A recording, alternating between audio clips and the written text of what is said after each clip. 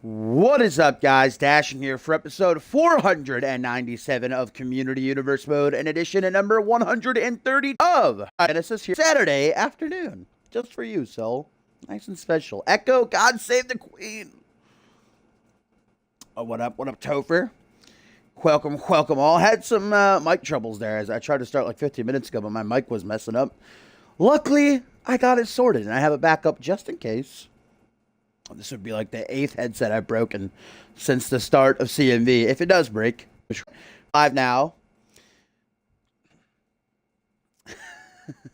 And of course, we are 3 episodes away. It'll be next week's Genesis, guys. That is episode 500. And I gotta preview a little pet that boy. Woo! Is it a tasty one? It is going to be a good show, but so is tonight's. And we are kicking off pretty strong with the main event of last year's homecoming event. Reese Matthews going one-on-one with Alpha World Champion Chris Andrews. The last time they fought was, of course, last week in the main event of Genesis, in which, okay, hello, TV, remote, there we go, in which, Reese Matthews and Sam Valentine finally got out of their rut, ended their losing streak with that huge victory over the team of Josh Wolf and Alpha World Champion Chris Andrews. Of course, later on tonight, our main event, Sam Valentine and Josh Wolf will be going one-on-one. The question is, what kind of condition will Josh Wolf be in after, at the top of the show, World Champion Harvey Hastings from Fusion came out here and beat him bloody with the World Championship. Of course, remember, next Sunday, July the 15th at Purgatory. It's the final stop before Ascendant 6. We will see the 2 main events of the show of shows collide when Harvey Hastings and Jacob Ziegler take on the team of Josh Wolf and the Bloody Brit. It seems like Harvey Hastings, well, in his own words, he said, Fusion is not going to be the only show I run from now on. Genesis will also be my playground. We were supposed to actually get the contract signing for the world title match at Ascendant 6 between Josh Wolf and the Bloody Brit at the top of the show, but Harvey Hastings made sure that did not happen. I've been told Josh Wolf is getting checked on currently. Doesn't look like he's doing too well, though, and that puts the main event in jeopardy. I guess we'll have to wait to see what happens. Yo, what up, Heyman Guy and Wrestling Mark? Like this match, main event of Homecoming 2. These superstars fought over the World Championship. It was the challenging Chris Andrews versus the then champ Reese Matthews, in which Bloody Brit defeated him to win his first world title. Of course, now the longest reigning Alpha World Champion of all time will be main eventing his second straight Ascendance when he defends the title in a 30-minute no DQ match against Josh Wolf. He and Josh Wolf these past few weeks have not been able to get on the same page. They have lost 2 tag team matches together. Will the same be said at Purgatory, or can they get their shit straightened out? Straightened out. Straightened is not a word. And get that win over the team of Hastings and Ziegler. And speaking of Hastings, guys, a tweet right here from Harvey Hastings says, "My title is superior. Simple facts. Wolf's blood is already on this title. Yours will be next, Britt." And here we go. The show kicking off. Reese Matthews, big opportunity. Why is my fucking remote not working? And an interesting shake of hands. Perhaps Reese Matthews a little bit high off his medication right now. Not too sure what he was doing right there. Well, we know Chris Andrews is a respectful guy, but at the end of the day, he'll do what he has to get the win. He'll beat you bloody. So long as you buy him a pint after, you'll stay on his good side. But something tells me Reese Matthews maybe, you know what? I think the Bloody Brit just played a cheeky little prank. He had some gum in the palm of his hand. I saw that little smirk by Britt. Now Reese Matthews freaking out, and Britt's going to capitalize with the trio of power bombs. Of course, Reese Matthews' his #1 phobia being gum. Still on the hunt for who spat that gum out all those months ago that cost him a spot in the World Championship Elimination Chamber at Point Break, which is, of course, where Britt won the title. So now Reese Matthews with some sticky gum and the palm of his hand trying to stay focused. Tonight, guys, the World Tag Team titles are on the line for the 4th time in 3 weeks. The Good Brothers defend against the ATL in an elimination bout. The ATL knocked off the Good Brothers last month in a non-title matchup. Before that, the Good Brothers had defeated them in a championship match, so they're 1-1. The tie will be broken tonight. The Good Brothers cement their legacy as one of the greatest tag teams of all time. As Reese Matthews right now. Wait a minute, Matthews, the total package, I think, just about to try to make this match a quick one and go for his BFT, that knee strike discus clothesline combo, but instead is going to get a cliffhanger. The Bloody Brit into the pin. 1, 2, only a 2 count. Chris Andrews now has his head in his hands. What up, GOAT? Excited for the debut of Billy Shaw later on. The Genesis debut, that is. He's been traded to Fusion, and Britt just shot for revenge. Reese Matthews knows him too well, though. Matthews been waiting for this opportunity to get payback on Britt ever since Homecoming 2. Got a little bit of it last week, but it was actually Sam Valentine who had pinned Chris Andrews. So now Reese looking for his opportunity, but Britt counters a possible finisher attempt there by Matthews. What up, Z? Here at the top of Genesis number 132.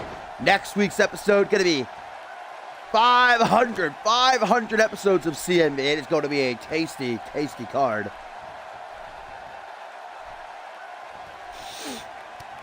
Superstars from Fusion, Genesis, and even NGW going to be competing to celebrate that monumental milestone. Boots to the top of the head, though. Reese Matthews back to his seat. Nice little lariat. Takes down Chris Andrews. You can see Reese Matthews slaps the canvas. Catching a second win now. Can he bring it home? Goes for a jumping cutter, but Britt deflects it. Elbow to the side of the head. Rings his bell. And revenge out of nowhere. Just like that. Second time is the charm, now into the pin. 1, 2. No, but only a 2 count. The former world champion showing off some of that resiliency to stay alive. Question is, can he now find a way to get the upper hand and put down Britt? Britt with some kneeling punches straight to the face now brings Matthews up to a vertical base, guys. And a tweet from Billy Shaw says, tonight I debut on Genesis against some guy just because he made one good movie, he's the greatest thing going. Might have to rearrange the pretty boy's face. Back suplex, kip up, and now Reese Matthews with an interesting dance there. Ooh, a nice little pelvic thrust at the end to bring it all together. Forearm smashed again. And a big old spine buster. Pelvic thrust making an appearance a second time. And Reese Matthews looking to stop a mud hole. And Chris Andrews now walk it dry. Leg drop to the back of the head.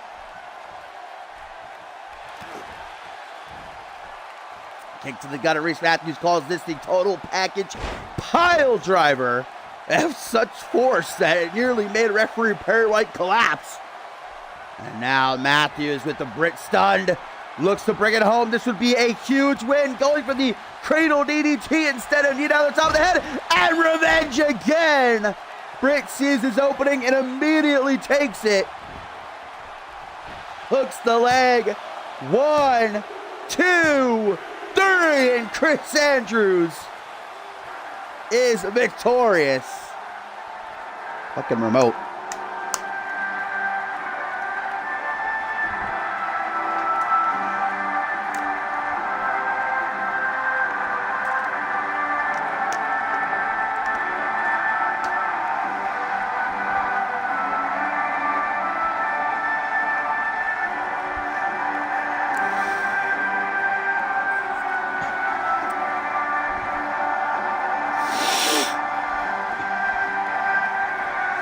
A quick, fast-paced, but decisive bout for the Bloody Brit.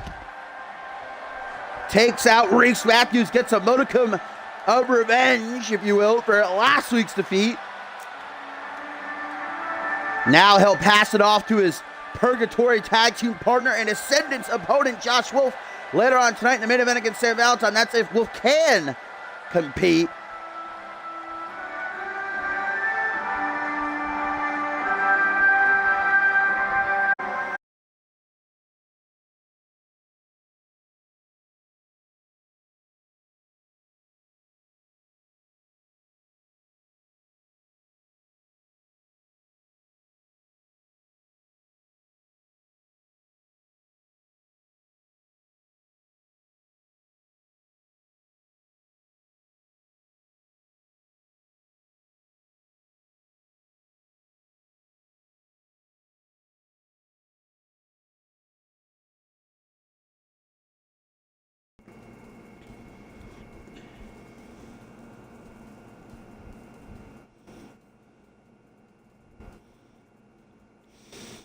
All right, guys, up next here for Genesis number 132, our second matchup of the night after just seeing the Bloody Brit take out Reese Matthews. Now it's a collision between two brutes.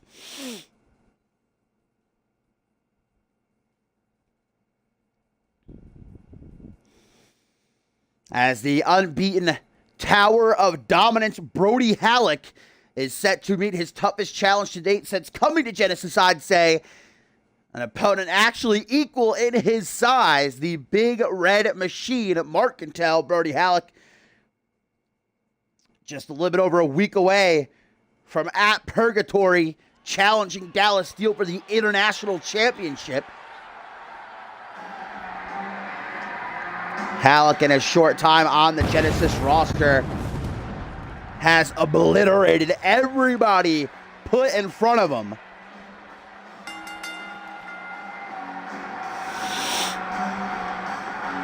We do have a tweet here, guys. As Brody Halleck makes his way to the ring, it's from Tyson Cage. He responds to Billy Shaw, says, "I will break your damn dream and see the masterpiece of me winning the Anarchy Championship, a part of the greatest biopic in the history of film."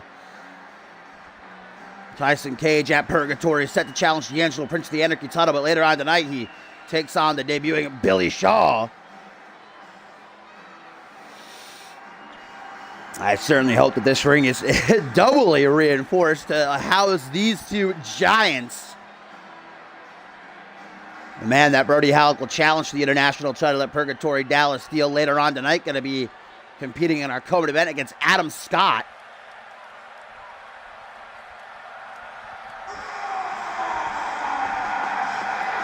And here he comes, one of the original monsters of CMV, the big red machine.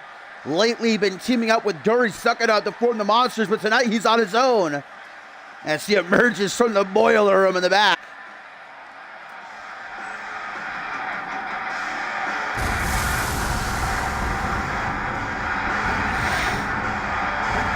Dury Sucking Out, a former Anarchy champion. Like I said, this is, I'd say, the toughest challenge for Brody Halleck since coming to Genesis a little over a month ago. A man his equal in size and strength. Brody is used to having the advantage in both of those categories.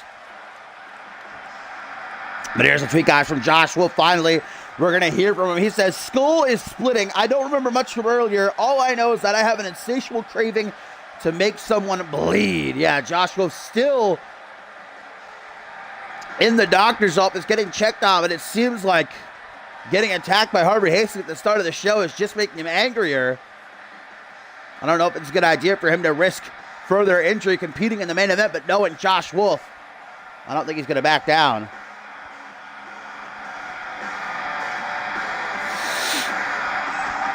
Hello, Suntan.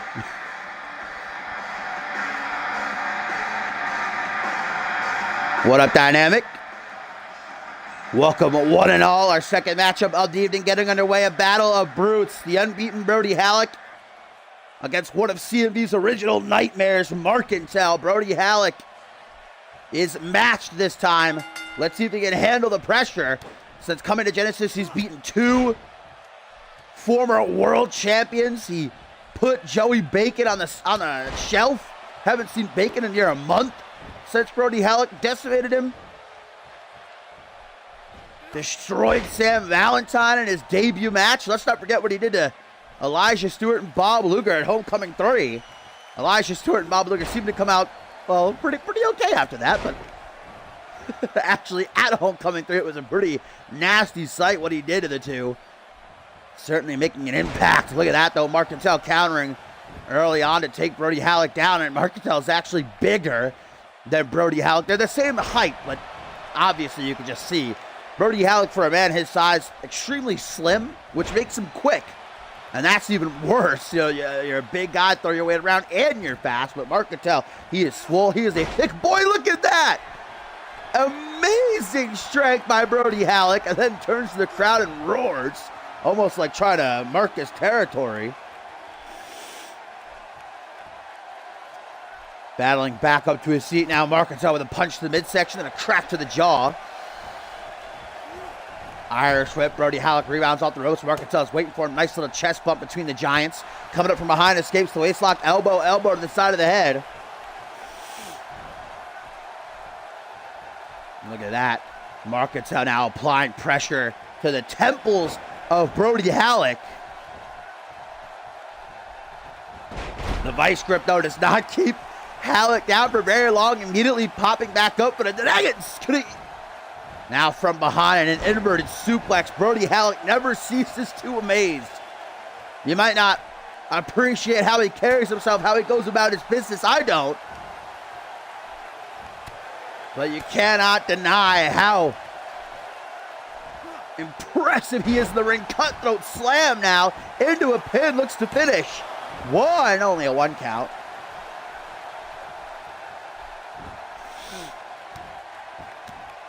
Now knees digging into the chest again and again.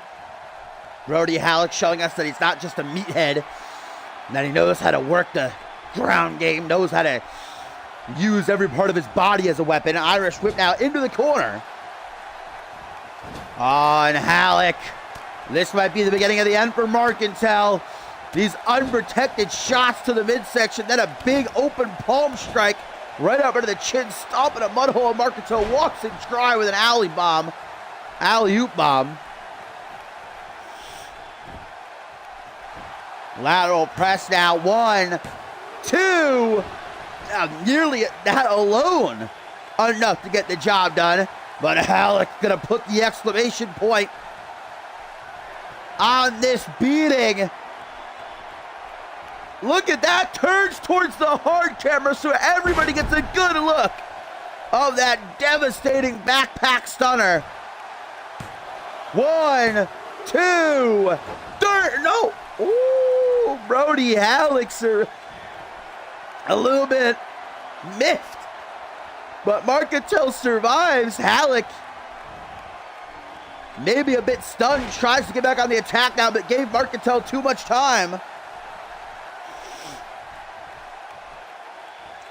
Pulled into a front headlock, and Mark Cantell with the European uppercut. Now he has another opportunity, a chance to come back in this matchup. Knee down into the back end again. I've never seen Brody Halleck manhandled like that. That was incredible. Pulled into a front headlock now. Botchplex. I guess he's a big Quentin Bell fan. Is Mark Cantell. Oh, no. Now Brody Halleck, man, this matchup is completely turned around for him. Powerbomb. Mark Cantell, though, that took it out of him. Drops down to one knee, and it seems like he's going to have a tough time continuing. You know, big guys, they often don't have great cardio. But Mark Cantell, Hammer! Right on the button. Will Brody Halleck taste defeat for the first time? No. Only a 2 count. Brody Halleck somehow able to kick out of that devastating forearm smash, but now Mark Cantell keeps the pressure on. Big clothesline in the corner. Big clothesline again. Wobbles out to the center of the ring. Sit out sidewalk slam. Now brought up to his feet, and once again Brody Halleck is up. No! Countering the second powerbomb attempt, and now immediately This is what makes Brody Halleck so dangerous. He does not play around. There's no wasted motion by the Tower of Dominance, and again turns towards the hard camera to show everybody what he's capable of. Backpack stunner number 2. Make sure Marcantel does not get lucky with a rope break. 1, 2. No. Wow. Absolutely incredible. Marcantel kicks out of a second backpack stunner, and Brody Halleck now is pissed off. Gut wrench suplex. The throat rip. Halleck rebounds off the ropes for a senton. Big man off big man action. And Brody Halleck, I'd say, is probably the furthest thing from a high flyer, but at this point he's wondering, what do I got to do to defeat Marcantel? Got to change up his game plan a little bit. Nice brain chop, simple but effective. Tries for a scoop slam, gets a knee to the gut. Scoop slam, I just said. Scoop slam now by Marcantel. Counter to stomp to the quad by Brody. Walks into a jawbreaker, creates a little bit of distance. Woo! Release Tiger Bomb by Marcantel. Gonna try to finish off of that. 1, 2. No, not even a 2 count. Jeez Louise, Papa Cheese. Marcantel now gonna try for some dirty heel tactics. Gonna rake the eyes of Brody Halleck. But Brody Halleck, a dirty heel himself, counters the outer swoop now into the corner. Marcantel slowly approaches, putting him up high. And now I really hope that the ring is reinforced. This is not gonna end well, but Halleck with a boot to the chest. Yeah, Halleck is not going to go up the top rope. That's a little bit too far. Nice little hammerlock suplex, though. And will the third time be the charm? No! Marcantel counters the backpack stunner attempt.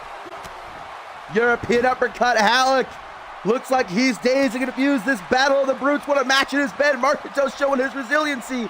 Not making this win easy for Brody Halleck. Look at that power.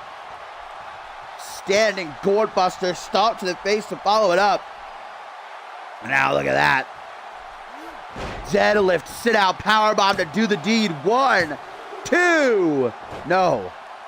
A 2 count only, and Brody Halleck is racking his brain, man. Look at that. Wipes some sweat that's dripping down his mouth. The cogs turning in Brody Halleck's mind, but he wasted too much time there. Now Marcantel, the veteran, gonna use it against him. Arm wrench. Desperation pinned by the Big Red Machine. 1 count only.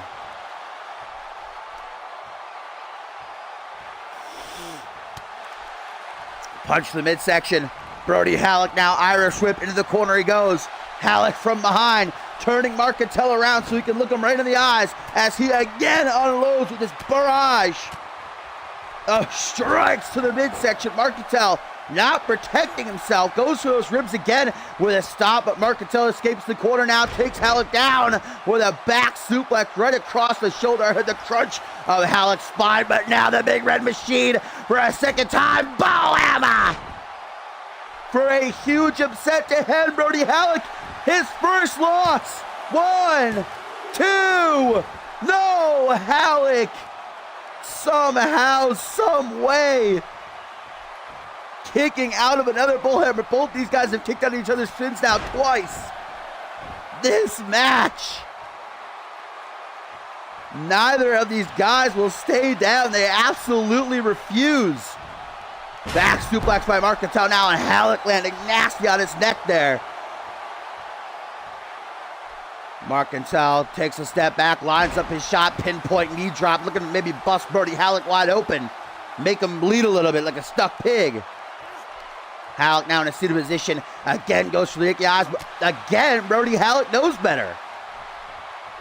Brody Halleck is a lethal striker. You can see him trying to go for body blows on Marcantel here, but Marcantel now a cutthroat slam of his own. Earlier, Halleck hit that. Marcantel goes to the pin. 1, 2, 2 count.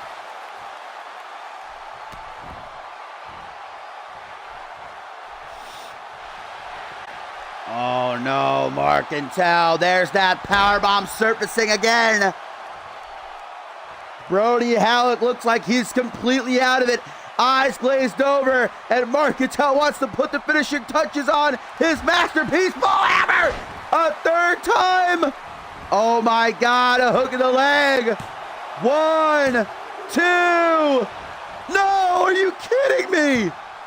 What the hell does Marcantel have to do to keep Brody Halleck down? 3 bull hammers. 3 bull hammers. Now using his ring as a weapon. Like a tag team partner, Guri Sokonov's not out here tonight. Brody Halleck, man, is there anything that can take out the Tower of Dominance? Now these two just going back and forth. Tit for tat, and Brody Halleck done playing around. Backpack stunner numero trace. Thanks for coming, Marcantel. A valiant effort, but they don't call him the Tower of Dominance for nothing. 1, 2. You gotta be kidding me, right? How the hell? What? Yeah, Halleck's like, nah, fam. I'm done. You done. Halleck gotta get ready for his international title match. Ain't got time to be playing 4th. Backpack stunner. There's no way. There's no way, right? Marcantel can't kick out of 4 of these.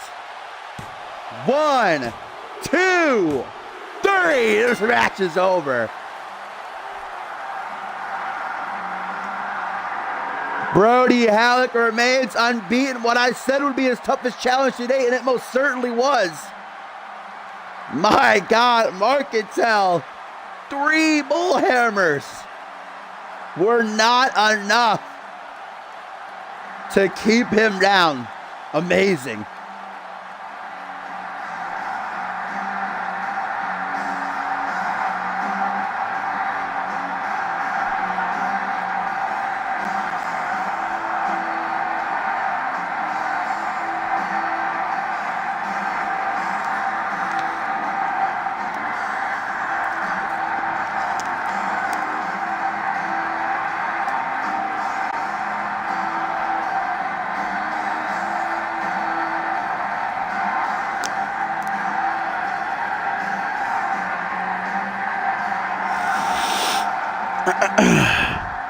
Wow.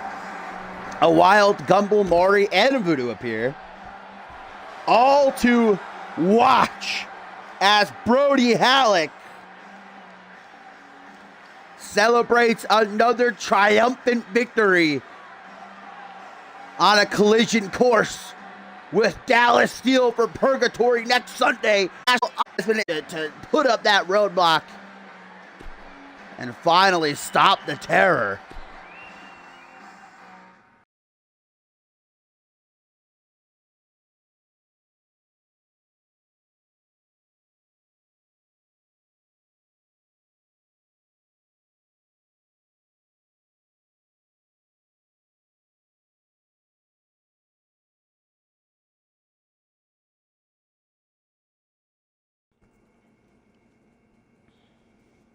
Well, that was only our second match of the evening, but I think it's definitely going to be tough to top.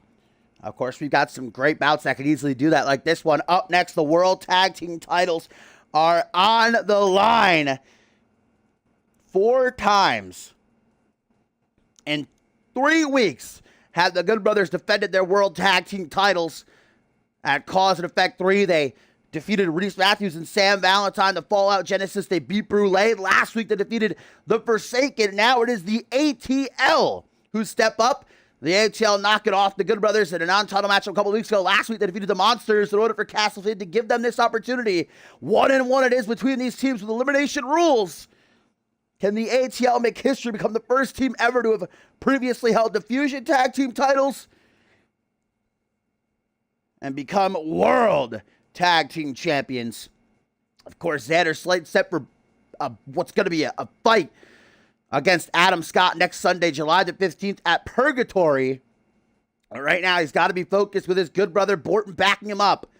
Still a lot to get to, of course, guys. Don't forget our main event, Sam Valentine going one-on-one with Josh Wolf. Josh Wolf certainly, though, not going to be in any sort of condition to compete, but as we saw earlier, he has no intentions of walking away.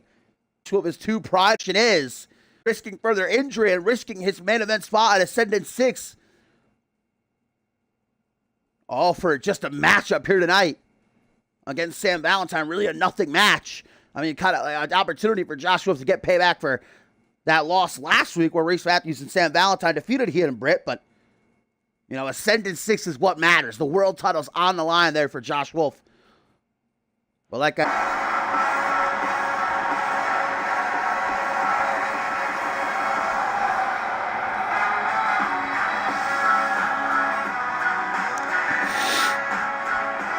here comes the ATL, one of the hottest tag teams of this season. Former, like I said, Fusion Tag Team Champions. That's Malcolm Fry there on the left. Deshaun Porter on the right. A few weeks ago, the ATL defeated the Good Brothers in a non-title matchup. A couple weeks before that, it was the ATL's, when they came over to Genesis, they fought the Good Brothers for the titles, but on that night, Slate and Borton got the better of them. This is elimination rule, though, which means both members of one team have to be eliminated either by pinfall, submission, countout, or disqualification. They can battle roll, man. He keeps throwing challenge after challenge after challenge at them. Slate and Borton just keep beating him. Yo, what up, Remy? Too rude. Just in time for some championship action. Here comes the tag team of the year. Xander Slate, Randy Borton, the Good Brothers. You know, their first reign earlier this season, they made it to 4 defenses. Tonight would mark 4 defenses for them. The all-time record is 5, held by hashtag Trending Worldwide, who are, of course, the longest reigning tag team champions of all time.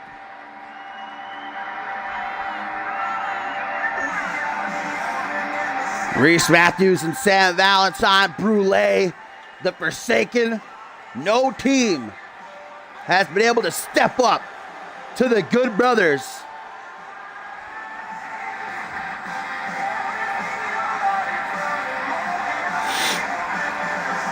See the ATL there ringside, last second preparations, talking over their game plan.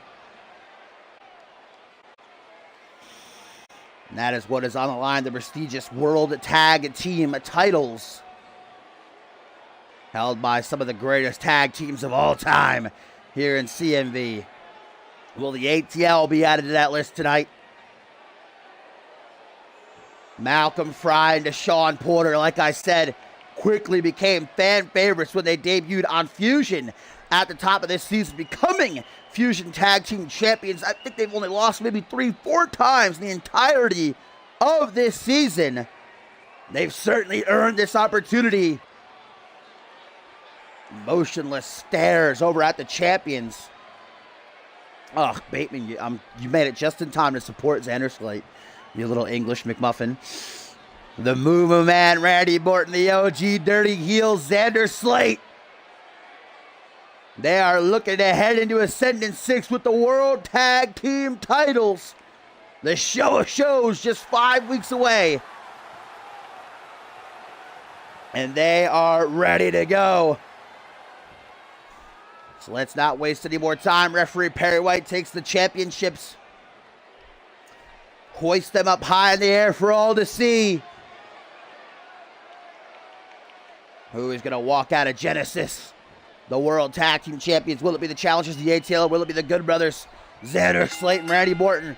The bell rings, and here we go. Malcolm Fry and Xander Slate start things off right into a collar and elbow tie-up. Slate uses his superior power to back Fry right into the corner, bullying him with his strength, and knowing Xander Slate, a clean break, surprisingly enough. You gotta remember, the Good Brothers do have their championship advantage when it's elimination. They can retain on a count-out or disqualification, but they'd have to do it against both members, not just once. Goldplex now, Malcolm Fry showing off his lesser-known power. Malcolm Fry probably most known for his beautiful suplexes. Every single kind of suplex variation you can think of, Malcolm Fry knows exactly how to hit it. There we get a nice fisherman suplex. Now goes to the ankle of Xander Slate, but a drop toe hold by the show, the CMV veteran.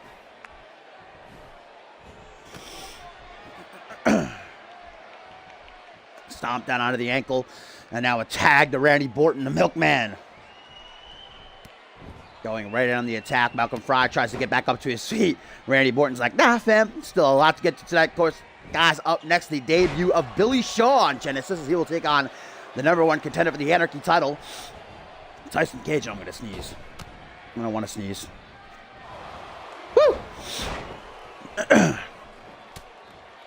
Okay, whew. Suppressed it. We're all good. We're all good. No sneezes. Snapmare. Great tag team action also to come tonight as Matsuda Tanaka and No Fun Martina going to team up to take on the duo of Jaquan Che and El Jefe. Should be an interesting watch. Coleman event, Dallas Steel takes on Adam Scott. What kind of state will Adam Scott be in, though, after Xander Slate brutally attacked him last week backstage? Tag to Xander, speak of the devil. Right into the clutches of Malcolm Fry, who takes him for a little bit of a walk, but Xander Slate stops him before he gets to the corner with a trio of elbows to the gut. Malcolm Fry hunches over in agony. Xander Slate closes in, tries for a jumping gooder, but Malcolm Fry is ready for him. Now into a front headlock. These two teams know each other very well. Exploder suplex.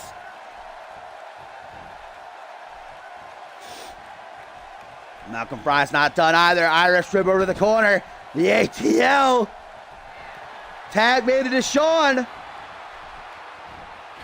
The former Fusion Tag Team Champions with a Jewel dropkick vertical suplex. We're going to call that the Jewel from now on. I don't know why I made that noise. I meant to say dropkick, a Jewel kick. Beautiful teamwork as always from the ATL, but Xander Slate, quick tags between he and Morton is the name of the game as always. Keep yourselves fresh. In and out, in and out. Oh, Morton with a cheeky little clean slate. Paying homage to his tag team partner and a heterosexual life mate, Xander Slate. Did not mean for that to rhyme, but it did. Deshaun Porter now goes for a dropkick, but Morton sidesteps an overhand punch. Interesting little fact, Deshaun Porter, unbeaten as a singles competitor, holds wins over Sam Valentine and Angelo Babos. Couple of elbows to the gut. Deshaun Porter shakes the cobwebs now. Oh! Super kick to the gut and then a big old throat thrust right up under the chin.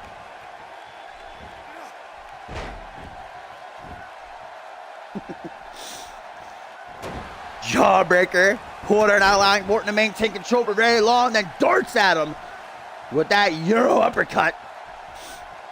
Hook to the jaw now from behind. The World Tag Team titles on the line. Elimination rules. Both members of one team have got to be eliminated either by pinfall, submission, countout, or DQ. In order for one of these teams to walk out with the World Tag Team title, Snake Eyes. Morton dropped face first on that top turnbuckle. Now Bort makes a hot tag, and here comes Xander Slate. Deshaun Porter allowing it. Maybe he wants Slate. Instead, gotta get a face full of boot. Big clothesline now. Big boot again. Deshaun getting rocked. Getting taken to the woodshed.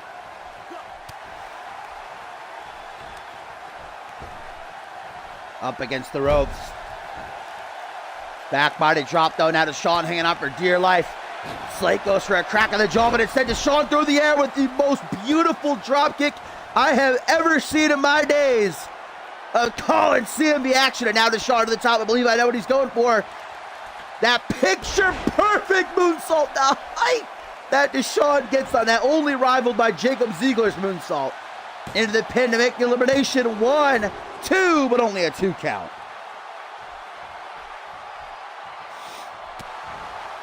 Hook up into the jaw. Xander Slate doesn't stay down for very long. He might be fighting from the bottom. What a spine buster. Shaking the entire ring, and Xander Slate now takes a deep breath, collects himself. Big clothesline flourish. Deshaun pops right back up and again ducks the clothesline, rebounds off the ropes. Deshaun gets caught up in the tilt-a-whirl single knee backbreaker. Malcolm Fry, you can see, desperately yelling out for the tag to be made, but Porter can't hear him. Xander Slate having his way. Just as I say that, though, Deshaun Porter makes a key reversal, and now a nice T-bone suplex. Stomp to the arm. Face first into the canvas.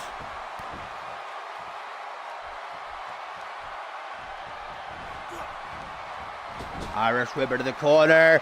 Wait a minute, the ATL gonna go for their signature tag team finishing maneuver. But like I said, these teams know each other too well. They're 1-1.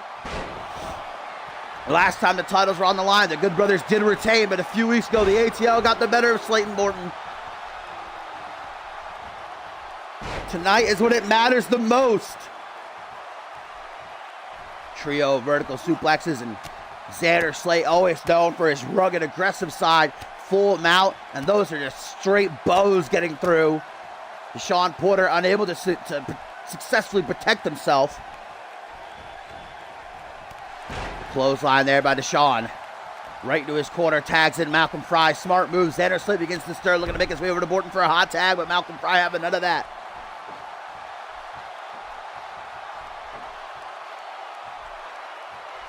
Now Malcolm seeming to have a little bit of a tough time.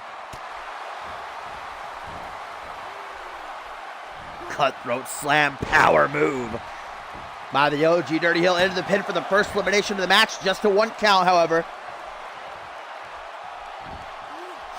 Throws him down to the canvas, and now Slate unloading with some lethal knee strikes to the chest. Again and again, slowly but surely wearing down Malcolm Fry, and Slate in the driver's seat as he lines up the shot. Clean Slate nearly takes the head of Malcolm Fry off. 1, 2, but just a 2 count. The ATL, the challengers, they brought their A game. They brought their all tonight. Not going to be so easy to chop them down. Slate now makes a tag to Morton after being unable to get that elimination, but now it's the Milkman. Continues the assault to the apron. Flies through the air for an attempted elbow drop, but Malcolm Fry saw it coming. Now Borton staggers to his feet. Wrong time to taunt. Malcolm's just going to allow it, however. German suplex now takes him out. Hook to the jaw. Randy Morton says, no way. Shuts that shit down. Goes for a go-home driver. Back and forth they go, each going for big moves, but now Morton trapped in the corner, and Fry with the tag to Porter, the ATL. They won the Fusion Tag Team titles with this very maneuver. High knee, Enziguri, and Deshaun Porter with a Northern Lights into the pin. 1, 2, oh no, so close. But no cigar. Porter desperately tries again, but Slate breaks it up that time. Now Malcolm's going to try to make him pay for it instead. An elbow to the side of the head. All out warfare ensuing. Porter trying to help out his partner, but he can't afford to take his eyes off of Morton. To the apron he goes. High risk offense elbow drop of his own. Now Malcolm Fry is taken out. Slate has to return to the apron, though, lest he be eliminated via the referee's count. Deshaun is currently on his own. Malcolm Fry seems to be completely in La La Land here ringside, and Borton turns to the crowd mocking them. He knows that they're behind the ATL, and Borton almost brushing Deshaun off as if he's not a challenge. Complete and utter disrespect by Borton. Tilt the World single knee backbreaker.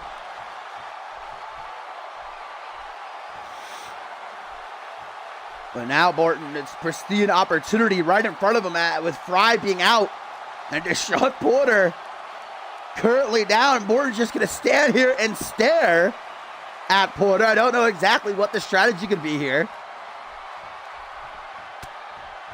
Now Deshaun begins to stir, and Borton decides it's his opportunity to try to finish things off. Almost playing with his food, but it's going to come back to bite him. You cannot afford to play games with a team like the ATL. There's Malcolm Fry pulling himself back up the best that he can. Borton maybe going for his sharpshooter. But Deshaun Porter not going to allow it to happen. Says what up to Xander Slate as he goes to the apron. Xander drops down, going to try to perhaps help out Borton here. Nope. What's Deshaun? Ow! Slingshot spear to the back. I've never seen it hit like that before. Through the ropes, Deshaun Porter sends himself like a spear right into the lower spine of Borton. Modification utilized to deadly effect. And now Borton put it in the corner again.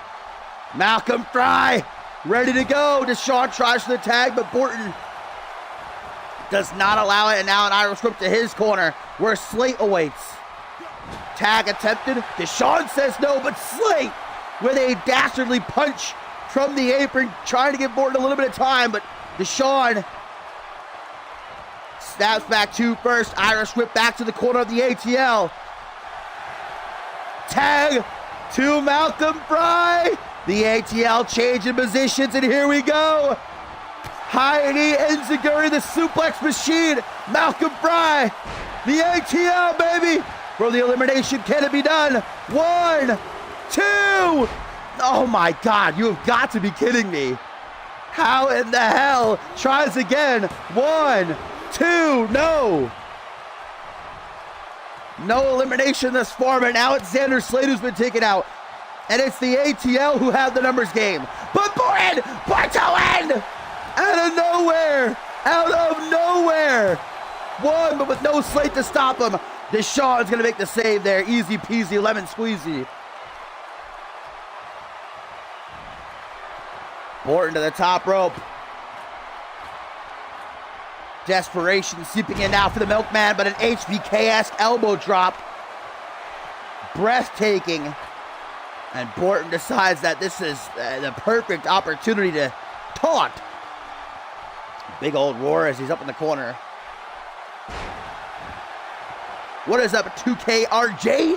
My friend, welcome to the stream in Genesis number 132. The World Tag Team titles are currently on the line. It is an elimination matchup. Our third bout of the evening, still a lot to get to. Been very back and forth, a lot of close calls. Xander Slate is still down on the outside as Borton is put into the corner. And then just Irish whip right back to the other corner.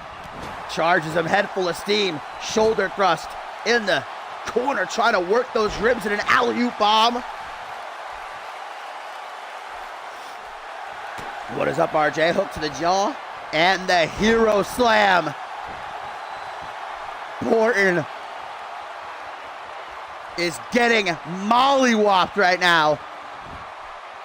A can of ass whooping. Opened up on the good brother. Slate can barely stand in his own regard there on the apron, having to use the ropes to hang on for dear life. Borton getting ripped to pieces by Malcolm Fry. Back suplex, drop down into a single knee back breaker. It definitely seems as though the target of the ATL has become Borton's lower back and ribs. Oh my God. Will the third time? Oh, no, didn't make the tag. Oh, now makes the tag. What did the ATL go for here, though? Woo! Drop down and Borton running right into a drop kick. Now, Deshawn to the second turnbuckle, tries for a senton, but Borton moves out of the way. Xander Slade has regained his composure. It would be wise for Borton to make a tag right now. He really, really needs it. Ooh. Does not get much more straightforward and brutal than that. Just a European uppercut right to the base of Deshawn's skull. Borton showcased he does not care if he has to injure the ATL here to retain the tag team titles. Now Slate is tagged in. Slate nice and fresh. He's had a good while to rest up. Can he bring it home? Hangman's face buster by the show. Stomp to the back of the head then. And a rolling neck snap to follow through. Porter is catching that work at the hands of Xander Slate right now. Look at the power. That deadlift German popped up into a back suplex. And Slate, full of himself, very happy about the way things are going thus far. As now, to hammer the final nail into the coffin, clean Slate. Lateral press. 1, 2, 3, no! Wow. Malcolm Fry taken out by Borton, but Deshawn at 2.99999999999 kicks out. Both members of the ATL thrown ringside now. What a matchup this has been. That just shows you how much both of these teams want this. The World Tag Team titles. With Ascendant 6 on the horizon, baby. Hot tag though to Borton. Deshawn Porter made a mistake there. Now here comes the Milkman. One-on-one match essentially with both Malcolm Fry and Slate out. Nice backflip out of the suplex attempt though. Kick to the midsection, takes a hold of Borton's hand. Gonna take him for a cheeky bit of a walk through the park. Not gonna end well though. Big old toss sends Borton right across the ring. Oh my God. And that is perfect positioning as Porter scales to the top rope. And that beautiful moonsault. Go for the pin, Deshawn.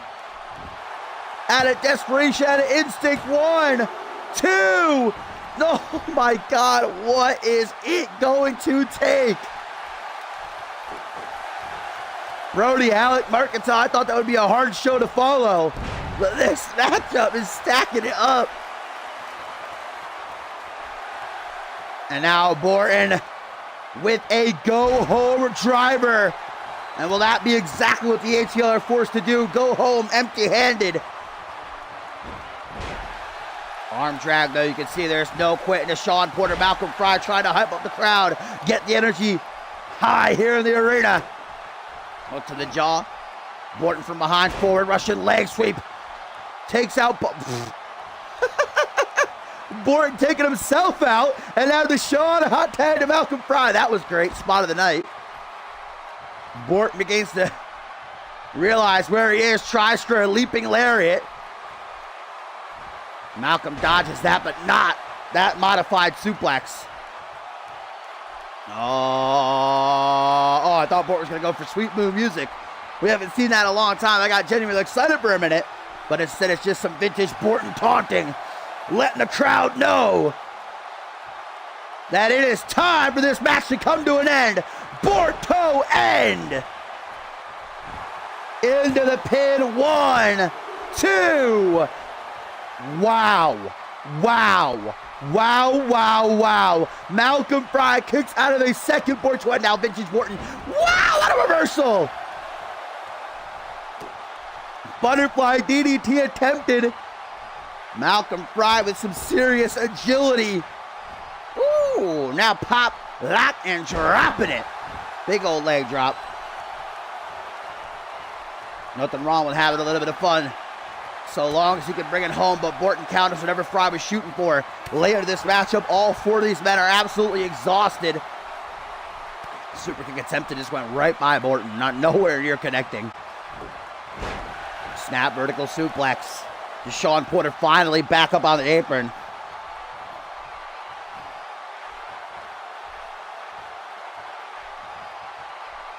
Tag, trying to tag in Xander Slate, but Slate looks to be worse for wear. Look, probably even in no better condition than Borton is in right now. Borton forced to march on. Go home driver. 1, 2. Oh my God! German suplex though, and there goes Porter, which means Malcolm Fry has no help. As Borton goes for the Borto end again, maybe, but slaps the tail on the way down for a reverse DDT. Hook to the jaw. Slate and Deshaun continuing to fight ringside. Hero slam. Deshaun returns. Xander Slate trying to come back to life there. This is elimination, and we don't have any eliminations thus far. Do have another German suplex. Oh,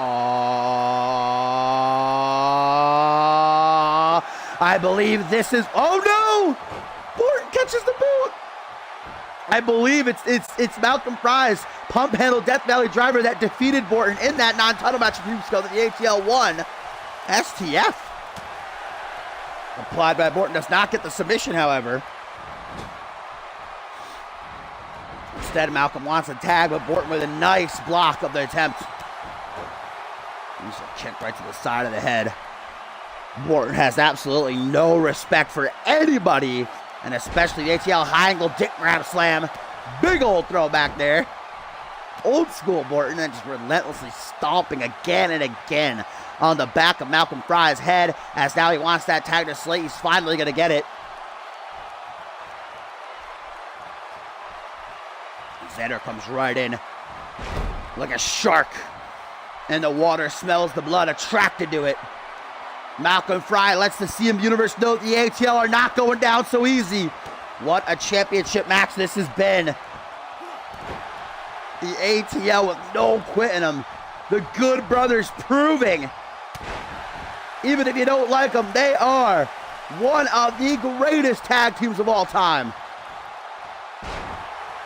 4 defenses in 3 weeks, reverse DDT.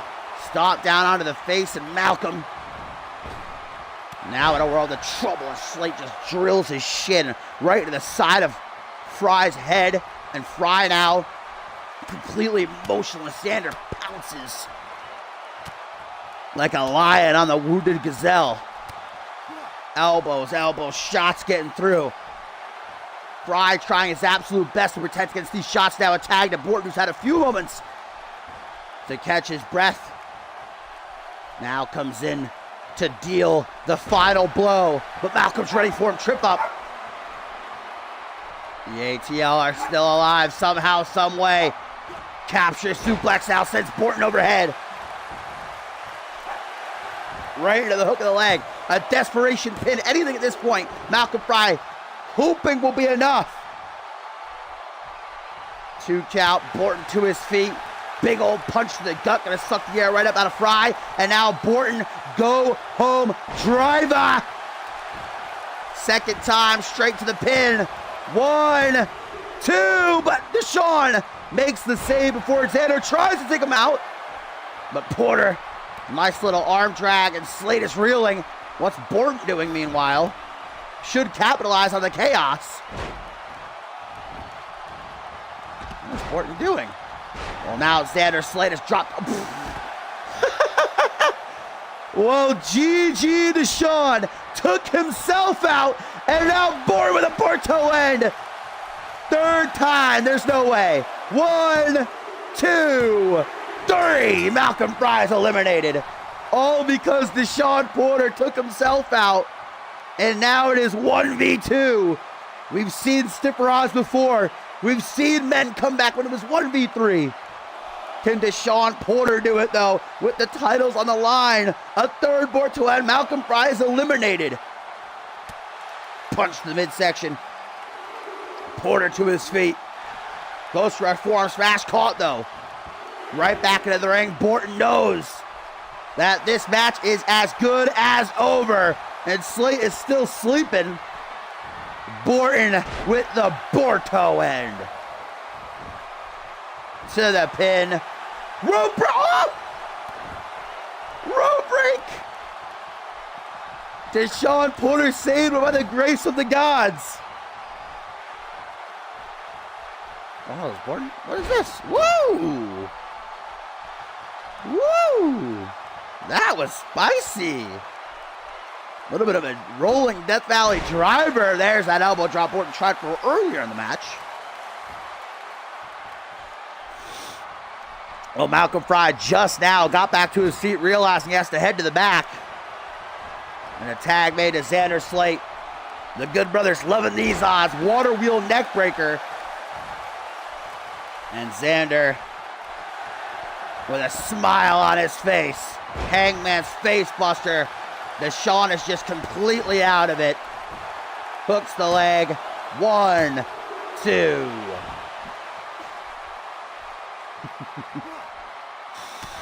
Deshaun, man. Deshaun.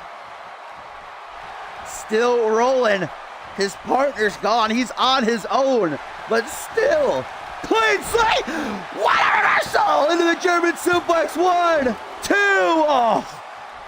What an amazing elimination that would have been. Now to the top rope. Watch out for Borton, though. Watch out for Borton. Porter going for his moonsault. Slate moves out of the way. And now Deshaun might have just delivered this win to the Good Brothers. Cutthroat slam. 1, 2. 2 count. Deshaun now in the grasps of Slate, who is a dangerous man when he's pissed off. Stomping down onto the wrist, looking to shatter the bones into dust. Hangman's face buster. Deshaun. Clean Slate. Lateral press. 1, 2, 3. The Good Brothers are still the CMV World Tag Team Champions. Incredible. 4 times in 3 weeks have the Good Brothers retained their World Tag Team titles. Amazing. What a match. What a showing by Deshaun Porter in the end. But Xander Slate and Randy Borton There is just no team on Genesis. Like Xander Slate said, you keep lining them up, we'll keep knocking them down.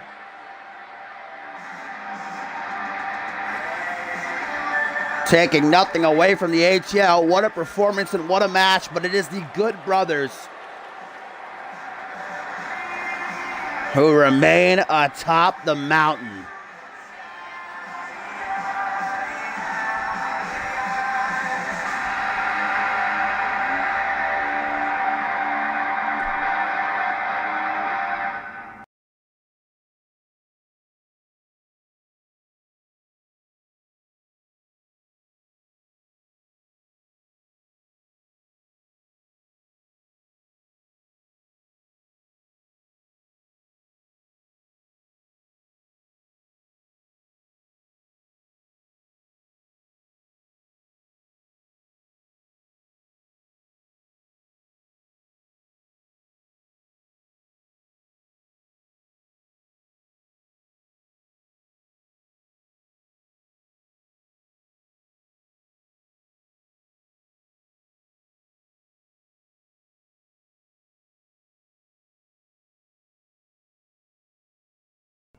Well, here we go. Whew, 2 back-to-back bangers are taking it out of me. We still got 4 matches to go. Including this one here. Up next as Billy Shaw, traded to do Genesis, makes his debut tonight. And it looks like we are going to have a spectator ringside and Anarchy champion D'Angelo Prince, just as Tyson Cage was ringside for his match last week. Now, watching that Purgatory next Sunday, July the 15th, that Tyson Cage will challenge D'Angelo Prince for the Anarchy Championship. Of course, earning that opportunity after winning the 8-pack challenge at Cause and Effect 3. Yeah, 2K19.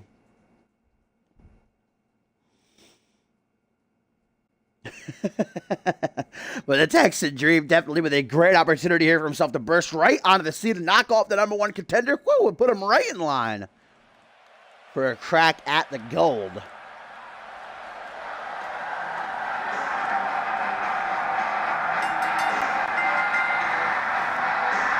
And as Billy Shaw makes his way out into the Genesis Arena for the first time ever, let's not forget we still have some great action to come tonight. Matsuda Tanaka and No Fun Martini going to be teaming up to take on the team of Shaquan Shea and El Jefe. Not to mention international champion Dallas Steele in action in the co-main event as he will battle Adam Scott. And Josh Wolf, what kind of condition will he be in as he's set to go one-on-one with Sam Valentine in our main event?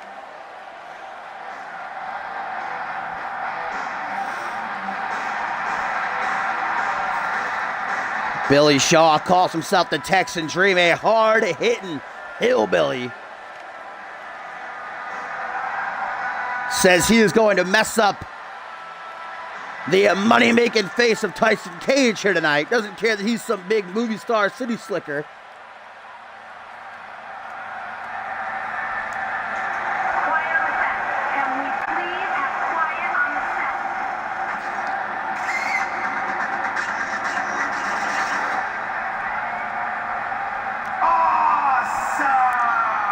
Awesome! And here he comes, the man who currently stars in the #1 movie worldwide, Marvel's Moon Knight, where Tyson Cage plays the titular character, taking over the world. But Tyson Cage in CMV is looking to take over the Anarchy Championship division in just a little over 1 week at Purgatory. But tonight he's got to stay focused because Billy Shaw ain't nothing to scoff at.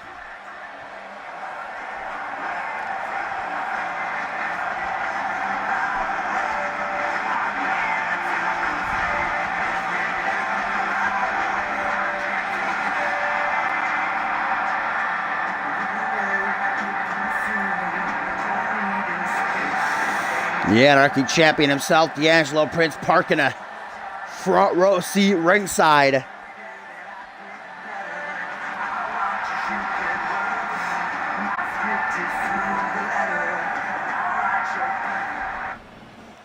So here we go. Billy Shaw, Tyson Cage, one-on-one. You can see the vast difference between these two just in the way they're in the corner. Billy Shaw rather ready to get out of the corner like a bull being let out of the pen. Tyson Cage, meanwhile, just checking on his hair as he lays on the top turnbuckle. Ow! What a way to get things started. Big old pile driver. The opening minute of this one. Billy Shaw, though, fires back, taking down Tyson Cage there. Drop toe hold, nicely done. Billy Shaw with that knee brace. Whenever you wear a knee brace, you know it's a target. Had surgery done on that knee. Any sort of past injury. Gonna have a big bullseye on it, using the ropes to slingshot Billy Shaw back towards the center of the ring. Big old punch stop at that hand again. Now Tyson Cage with an Irish whip. Rebounds off the ropes, does the Texan Dream. Ducks under, big old snap German suplex, and Shaw grabbing at the back of his head. Obviously, that might have scrambled his brains a little bit. Over the shoulder now, fireman's carry set up, a little bit of a twirl. Tyson Cage put on a show for Prince. Watching ringside TKO. And speaking of, look at that. D'Angelo Prince not out here just to watch, it would seem, as he calls Tyson Cage's attention. That's going to allow Shaw to capitalize. Electric chair set up and punches to the back of the head, and Tyson Cage going to set himself free now. Drops down behind. Turns from about, gets a good look at that ass before big old back suplex. It makes D'Angelo cringe ringside. Backslide driver hit with devastating effect. Tyson Cage definitely making a game plan out of going for Billy Shaw's neck here in preparation, I have to assume, for the Canadian Destroyer. And Tyson Cage rolling right out into D'Angelo Prince. Sam went up. Meanwhile, Prince, look at that. The Anarchy champion sliding in a steel chair, attempting to aid Billy Shaw in defeating Tyson here. Wants to cost Tyson some momentum.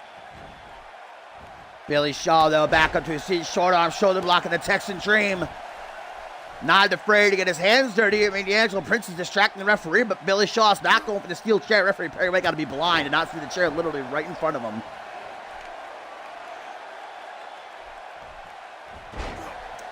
Snapmare now into a seated position and reverse chinlock applied by Shaw. Trying to slow things down as the bigger, more burly man. A brawler through and through. That's the number one aspect of Billy Shaw's arsenal. Do not want to get in a slugfest with the Texan Dream. Tyson Cage, meanwhile, very well-rounded, even though he's extremely egotistical. More worried about his face not getting messed up than actually focusing on the match with his opponent. Obviously dangerous. Surviving the 8-pack challenge at Cause and Effect 3. Code breaker right there. Double knees drilled. But as he perhaps was going for the pin, D'Angelo Prince again talking bad about Moon Knight, saying it's an awful movie. Absolute pile of dog shit. Tyson not appreciating that, but Billy Shaw gets his feet, only be taken right back down with that zigzag, and Tyson pedal to the metal. Canadian Destroyer, but Billy Shaw pops out of it, DDT.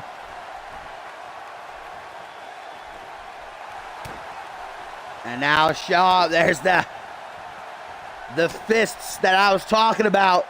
Slobber knocker to bring it all together. No wasted effort by Billy Shaw. Now going for the Shaw driver, but Tyson Cage escaping with an elbow to the back of the head. Slides down and a reverse DDT down onto the knee. Tyson Cage looking for a Rings of Saturn. You can see D'Angelo Prince watching ringside is not thrilled about how this match is going so far. Shaw going to escape, trying to, there we go. Sees his opening, 3 elbows directly to the eye of Tyson Cage. Jeez. Irish whip to the corner. Tyson Cage. Back elbow. CCS Enziguri. Boot planted right to the side of Shaw's head. Flips him over. Hook of the leg. 1 count only. Not going to be enough to do the deed for Tyson Cage here, who looks to continue building up momentum ahead of Purgatory next Sunday, where he will challenge D'Angelo Prince in an Anarchy Rules match for the Anarchy title. The winner that will head into Ascendant 6 as the champion.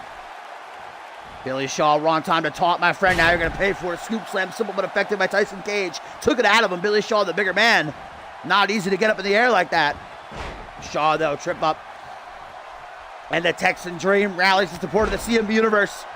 D'Angelo Prince certainly happy ringside. A couple of clotheslines, ducks a clothesline, turns around, blink of the eye, snap suplex. Snap power slam, I should say. Throw it overhead, though. Fireman's carry, drop down right on his derriere. Right on the rear end. Now Tyson has his chance. Irish whip to the corner, slowly approaching. Goes for a kick to the midsection. Shaw catches it, though, elbow. Right to the knee and a vertical suplex reverse STO. Shaw knows exactly what he has to do to combat Tyson Cage here. He's doing a good job of it so far. The start of the match wasn't so great. Tyson Cage was dominating him. Now it is very much in control of Shaw, the bearded bandit. Kick to the back. That just seemed to get under Tyson Cage's skin. Just miffed him a little bit.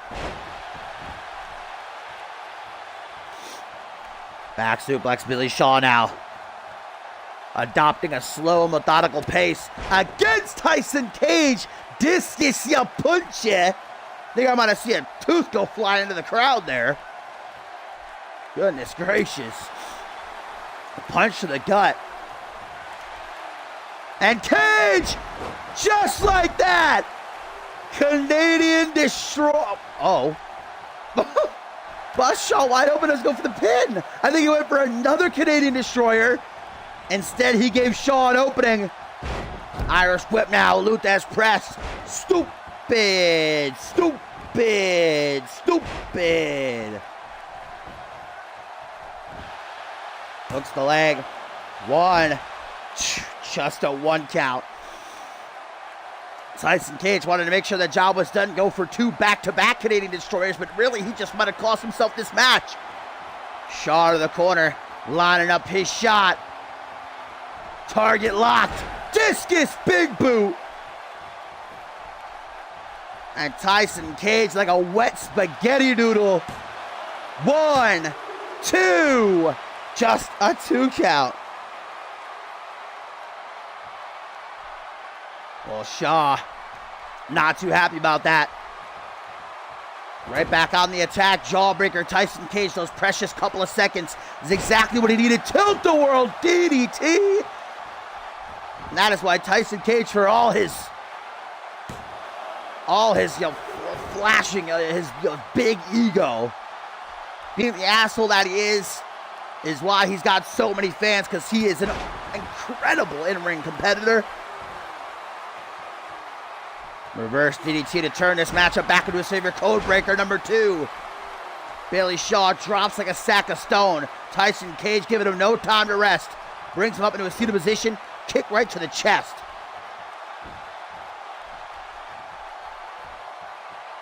Dragged by the arm. Slowly. From behind, wrapping Shaw up for a ripcord knee. And Shaw just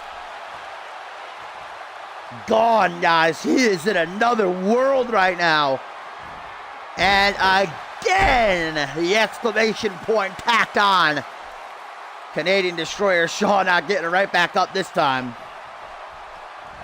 Dragged by arm and leg, hooks the leg, and that'll do it. 1, 2, 3. Despite the interferences by D'Angelo Prince ringside and the efforts of Billy Shaw, Tyson Cage continues to build momentum en route to purgatory, where the former Fusion Tag Team Champion looks to win his first singles gold and become Anarchy Champion. Walk into the show of shows, Ascendant 6, with the title around his waist. A second Canadian destroyer seals the deal. I thought the 3 days I had off would have helped my voice, but still shot. Rip in peace, never forget.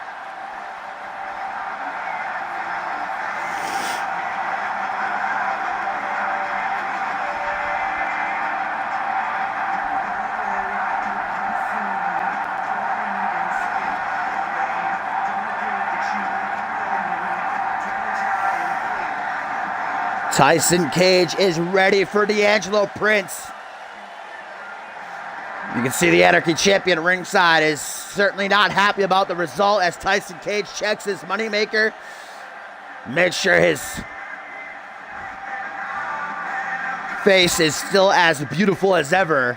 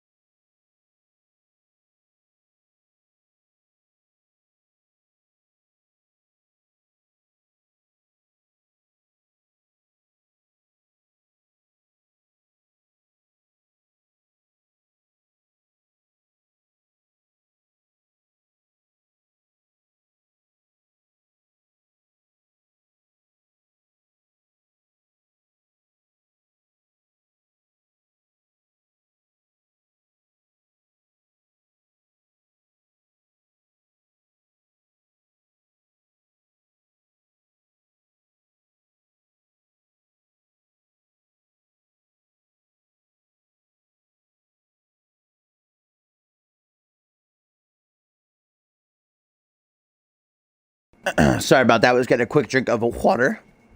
Of agua. Of H2O.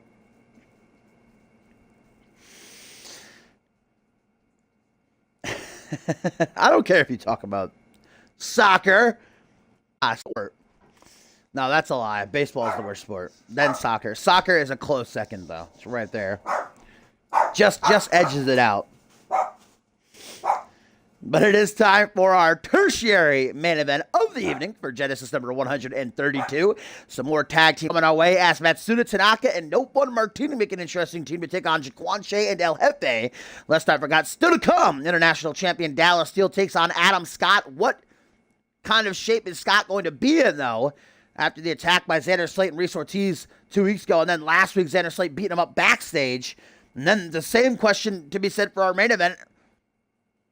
Exactly how is Josh Wolf going to be able to compete with Sam Valentine after Harvey Hastings brutally ripped him apart at the top of the show? But Josh Wolf, knowing exactly the kind of man that he is, and the tweet that he put out earlier said that he is going to be out here. That Harvey Hastings attacking him made him only hungrier for blood. And if it's Sam Valentine's, well, so be it.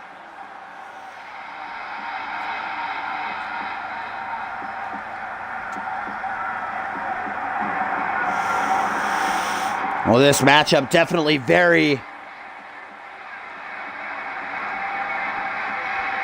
interesting, and in my opinion, to see, because Matsuda Tanaka and No Fun Martini do have a bit of a history between each other. It was about, I think, last month, No Fun Martini knocked off Tanaka in singles competition, but tonight they are partners working against common foes. And Jaquan Shea and El Jefe, the Genesis Money in the Bank ladder match that takes place at Ascendant 6, has already seen No Fun Martini, El Jefe, and Kevin Silva qualify at Purgatory next Sunday. Matsuda Tanaka and Jaquan Shea will compete in a 2 out of 3 falls match to confirm another spot. And I was told that the Fallout Genesis of Purgatory will see the final 2 spots filled. So No Fun Martini and El Jefe getting their opportunity to get their hands on each other before Ascendant 6 and Money in the Bank, while Tanaka and Jaquan Shea really been feuding under the surface all season long. Tanaka made his debut in CMV by defeating Jaquan Shea at Exodus a couple months ago. Jaquan Shea got that win back to a big 2 out of 3 falls match at Purgatory.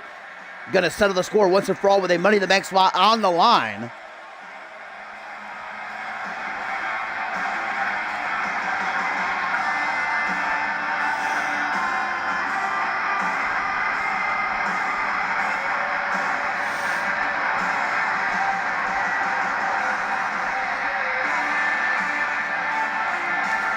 Matsuda Tanaka, the Ultimate One, really came into CMV this season as hot can be.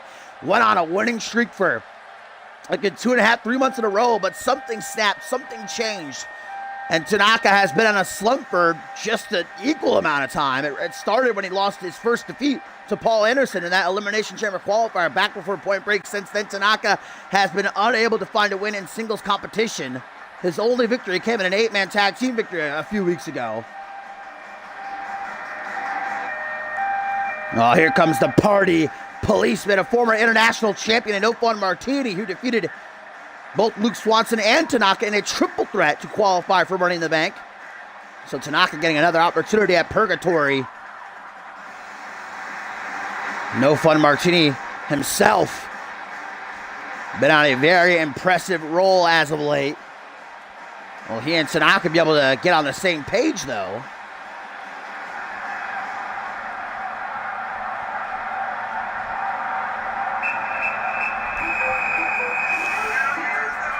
And here comes the 2-time Anarchy champion, Jaquan Shea. Came back from a seriously threatening injury to his career. Months he spent on the shelf. Went unbeaten for near 2 months, picking up the Anarchy Championship once again, but he lost at the Angel Prince back at Homecoming 3. Now, his sights set on a much bigger prize, Money in the Bank. And all he's got to do is something that he has been able to do in the past, and that's defeat Matsuda Tanaka at Purgatory.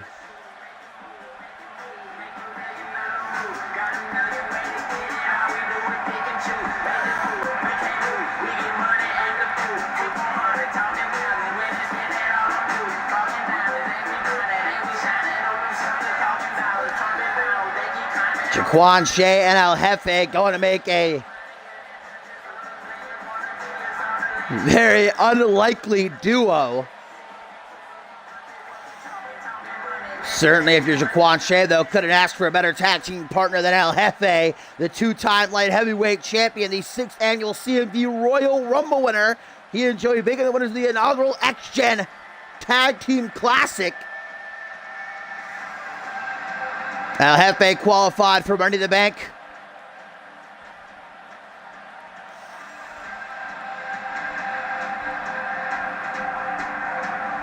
By defeating Reese Ortiz, and El Jefe is going to be fun to watch in that ladder match. Probably what I am most excited for. El Jefe is a risk taker like a jumping bean.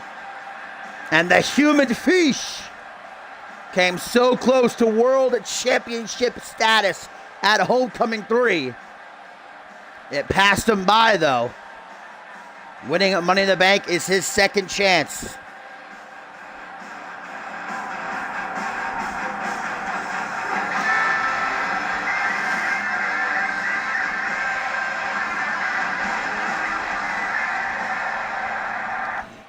So here we go. Matsuda Tanaka going to start things off against Jaquan Shea. A preview of what's to come next Sunday at Purgatory. Referee Perry White rings the bell. Matsuda explodes out of the corner and immediately takes him out with a tornado DDT. Matsuda Tanaka grabs him by the arm, drags him out of the corner, propping up his arm into position and stomping right on the bicep. Absolutely brutal offense right out of the gate. Matsuda Tanaka is tired of the losses. That frustration building and building and building. It's only a matter of time before he snaps. Always talk about how when a superstar is desperate, they're dangerous. They want that win so bad, they're willing to do whatever they have to. Matsuda Tanaka coming from Japan, coming from RJPW, well-versed in the strong style, those nasty strikes. And we're getting a pretty clear picture right there with those knees. Now spinning soul kick at Jaquan Shea. Man, this matchup has not started off the way he would like it to. Now fires back with a kick to the gut. Does not last very long. Takes him right down with a clothesline. And no fun. Martinez loving the way this matchup is going so far. Kick to the back, though. Jaquan Shea takes it in stride. That is why I am a Jaquan Shea fan, and I am not afraid to say it. The two-time Anarchy champion, man, brings things to the table that nobody else can. Now a tag to El Jefe. Big old hook to the jaw as soon as he's in. Tying up the arms. Chicken wing double knee gut buster.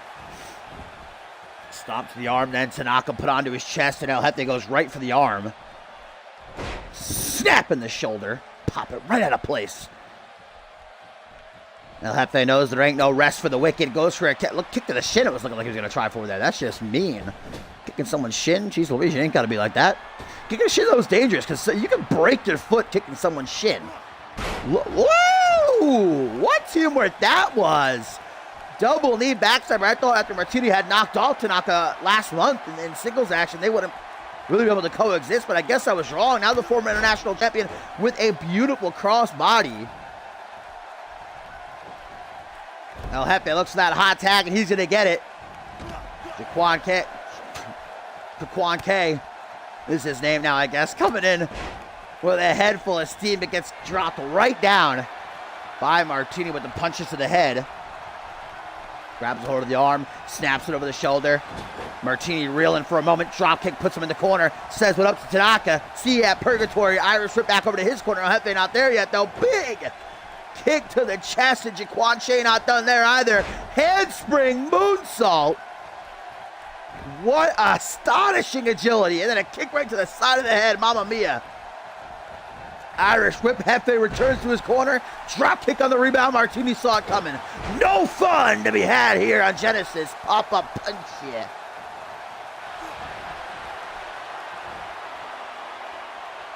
Big old lifting reverse DDT. No fun. Martini setting Jaquan Shea up for the end. Complete focus by Martini for the swinging reverse STO. Drags him by arm and leg. Wants to ensure that Jaquan does not get lucky for a rope break. Here comes Tanaka and Hefe into the mix, and Hefe, before even the count of one, makes the save of his tag team partner. Martini, obviously, you can see, isn't too ecstatic about that. Tried to form, smashing El Jefe a bit too quick for him, though. And now Martini, where's he going? Not too sure himself, it would seem. Double boots to the chest, pushes him back. Jaquan Shea slaps hands with Jefe, brings him back in. This is a matchup we've seen before. No fun. Martini actually holding a victory over El Jefe some months ago. El Jefe, though, nicely done. Head scissors whip. Martini immediately starts to stir, jumping right out of the way of El Jefe to make hands with Tanaka. And here comes the Dragon Slayer. Single leg drop kicks like daggers being thrown to the heart of El Jefe. That last one, though, not finding its target, out going after the knees, and that's a great strategy by El Jefe. Take out the knees of Tanaka. He can't throw around his lethal kicks, and especially that Kinshasa of his, which is really his coup de grace. Woo! Wheel kick to reverse Jefe, but now El Jefe sends it right back at him with a trio of elbows. Cleaning his clock, Irish whip to the corner. Oh, El Jefe, oh.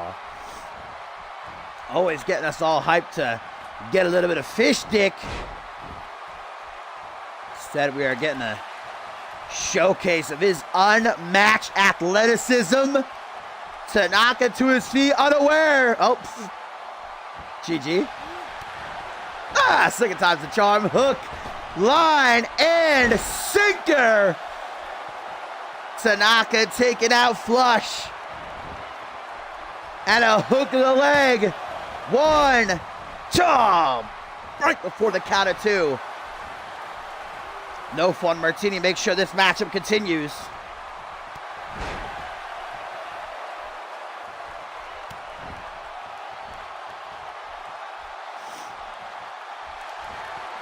El Jefe now is the one in dire straits. Pop up double boots under the chin. Might have made El Jefe bite his little tongue. There you see Tanaka in the corner, and the knee begins to tremble, and El Jefe to his feet, bulldozed with the Kinshasa. 1, 2, oh! Maybe close to the 3, but not enough. This matchup going to continue. Double boots to the midsection. El Jefe still down. Quad shade thrown in the frame by Martini. That might have been the worst attempted crossbody off the ropes I've ever seen in my life. Goodness gracious. El Jefe, though, we know full well by now that there is no quit in the vocab. He's actually hitting him with the taunt. That's great. 10 out of 10. 10 out of 10 that was right there. To the side of the head. El Jefe now. Clothesline. Clothesline again. Into the corner. El Jefe. Big old body splash. Now rebounds off the ropes. Ducks Tanaka's clothesline. Leaping lariat. And then a kip up. Tanaka wants that tag. And Martini, he's going to get it. But Jaquan Shea still out of it.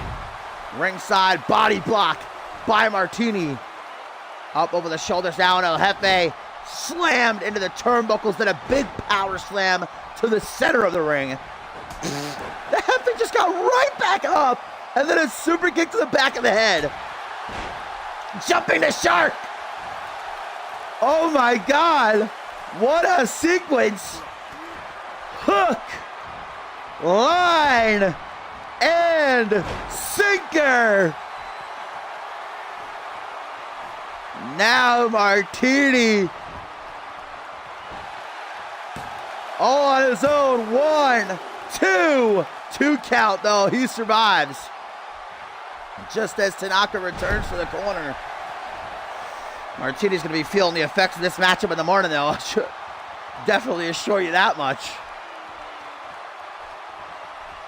Preparation like this though is vital for Money in the Bank. You know what a chaotic matchup that's going to be. That could be a career ender. Tequila Sunrise. Never seen Nopo and Martini go for this before, but El Jefe is not going to let him keep it locked in for very long. Couple of Well-placed boots to the chest. And Orsini sees... Nice spine buster. Just grabbing him by the legs like a rag doll. Hook to the jaw. Caught by El Jefe. Forearm smash. Oh. I think El Jefe just went for the Joey Bacon psych out punch there. Let's leave it to Bacon, huh, Jefe? Kick to the midsection. Jefe, though, gets caught up. Arm drag. What up, Tanaka? Yeah, Matsuda Tanaka El Jefe is definitely a singles matchup that I would love to see. I did not just love seeing El Jefe get goddamn guillotine in the bottom rope there. What is with Martini and the submission attempts? Rolling knee bar. Now locked in, but again El Jefe, a straight kick to the face. Hoping maybe that's enough to catch Martini off guard, but it is not. Putting pressure to the temples, closed fists squeezing. Knuckle sandwich.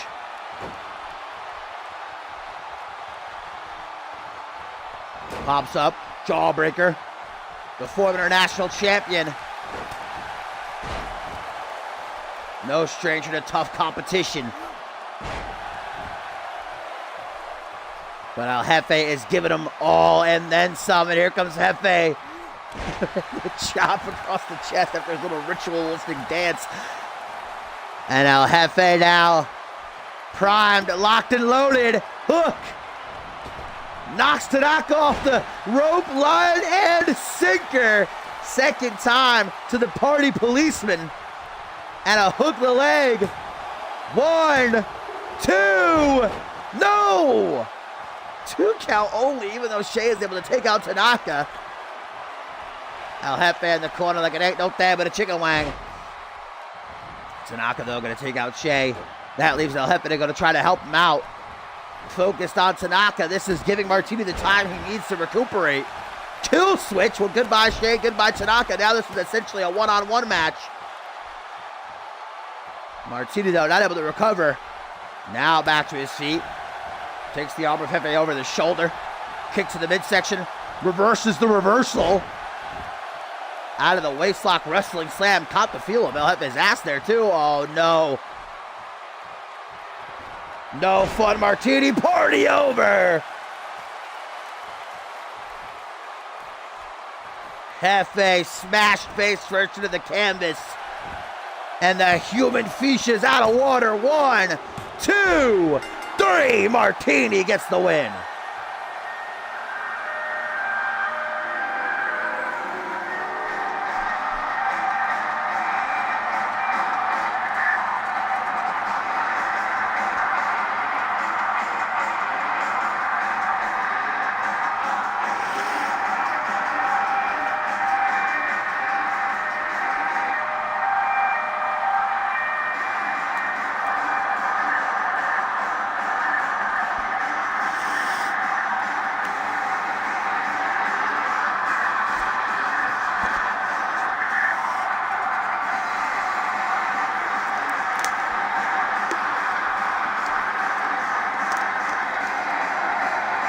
Tanaka helped to another tag team victory.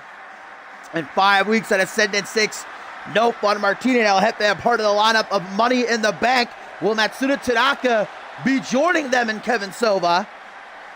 Meet Jaquan Shea at Purgatory in that 2 out of 3 falls match qualifier. But tonight, Martini takes out the fish once again.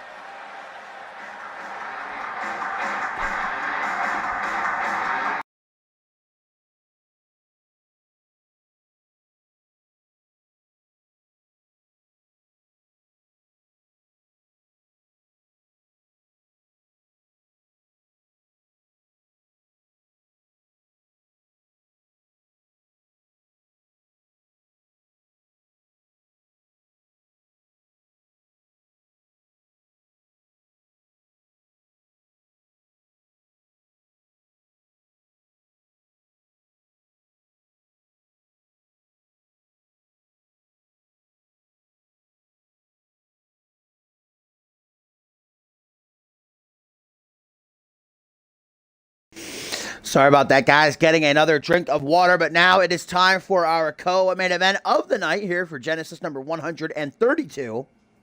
Do not forget, guys, next week's Genesis is going to be episode 500 of CMV. Going to be an extravaganza. Superstars from Fusion, NGW, and obviously Genesis all going to compete. Let me tell you, it is a tasty looking card. I got a little peek. Talked to General Manager Castle earlier tonight. It is going to be an awesome show. And next Sunday is the last stop before Ascendant 6. It is Purgatory, where the main event will pit the two main events of the show of shows against each other. World Champion Harvey Hastings and Jacob Ziegler take on Josh Wolf and Alpha World Champion Chris Andrews, and a whole lot more, including this man right here, Dallas Steele, defending his international title against the unbeaten Tower of Dominance, Brody Halleck, who earlier tonight we saw take out Mark Intel in that brutal battle of the beasts. So now let's see if Steele can garner himself a bit of momentum. Last time we saw Steele, he put on a banger with Chris Andrews 2 weeks ago in the main event, but came out with the loss. Dallas Steele himself only ever been beaten a handful of times, like 4 or 5 times in his just about 6-month career here in CMV. But there's Adam Scott, a man who we should really be talking about here, because wait a minute, Reese Ortiz from the back with a steel chair, trying to chase down Adam Scott. But Adam Scott's a little bit too quick. The husband of Adam Ortiz said he doesn't care about what Cass says. He will be here tonight. A steel chair right to the lower back of his husband, and then a steel chair shot to the back of the head. And Reese Ortiz lays out his husband with a brutal attack. We need to get medical crew down to the ring right now. And he said the crew down to the ring right away, taking Reese Ortiz off. We got to get him the hell out of here. Completely unnecessary, uncalled for.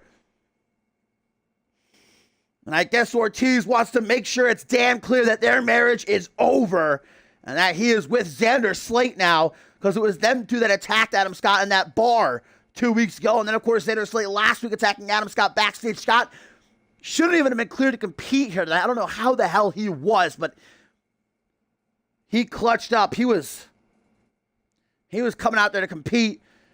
And for Reese Ortiz to do that is just disgusting. I've lost any sort of respect I had before for he's completely gone now.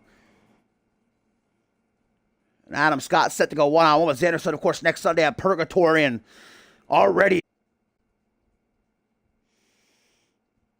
Well, guys, up next, we do have to get into our main event, unfortunately, from one wounded soul to another, as Josh Wolf is set to compete following the brutal attack by world champion Harvey Hastings at the top of the show. We were supposed to get the contract signing for the Ascendance 6 main event between Josh Wolf and world champion Chris Andrews, but Harvey Hastings came up wanting to send a message before the Purgatory main event, where he and his number one contender Jacob Ziegler take on Wolf and Britt and just beat him down with the world championship. The title was literally covered in blood.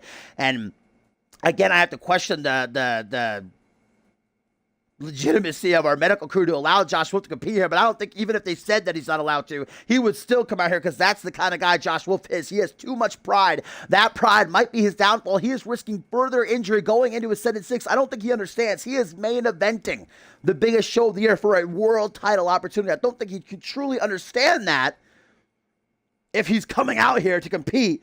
And I don't want to say a nothing match, but there's nothing on the line here. There's nothing at stake. We're going to get a dead crowd again for the main event.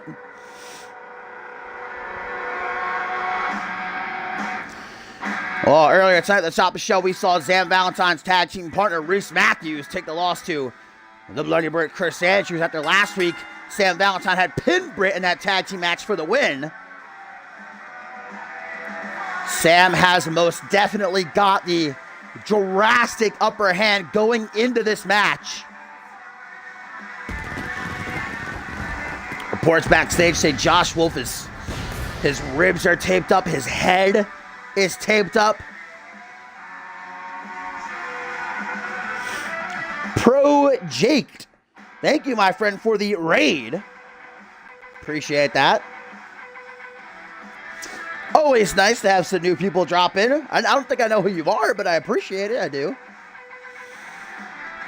Welcome to CMV, all of the raiders. And our main event of Genesis number 132. Sam Valentine takes on the number 1 contender for the Alpha World Championship in a wounded Josh Wolf.